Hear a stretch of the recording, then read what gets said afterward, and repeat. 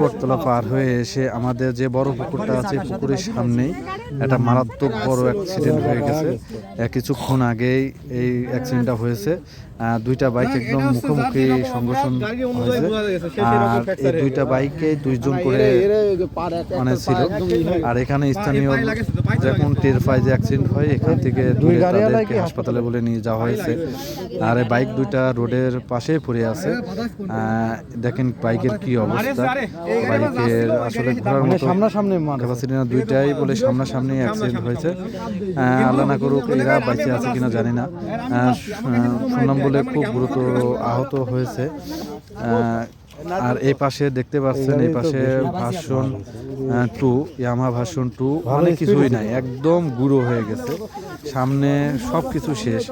এটা কুষ্টিয়ার বাইকটা, কুষ্টিয়ার এই বাইকগুলো আমাদের যা একদম ভাঙিয়েছিল, একদম কি অবস্থা আসলে বলার মতো না। আমরা সবসময় চাই যে গতিবেগ কিছু কমায় চলা।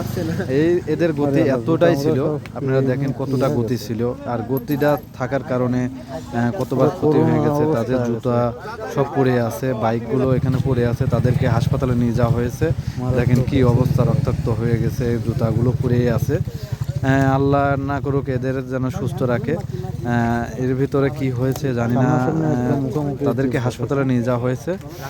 আর আমি বাড়ি ফেরার পথেই দেখি এই অবস্থা। কিছুক্ষণ আগে এই 8:05 এইরকম অ্যাক্সিডেন্ট হয়েছে। স্থানীয় বলতেছে এখানে খুব ফোর্সে এই দুইটা বাইক চলছিল, এজন্য এই অ্যাক্সিডেন্টটা হয়েছে। যাই হোক, আপনারা খুব সাবধানভাবে চলবেন যাতে এই এত বড় অ্যাক্সিডেন্টের থেকে আপনারা সাবধানতভাবে চলবেন।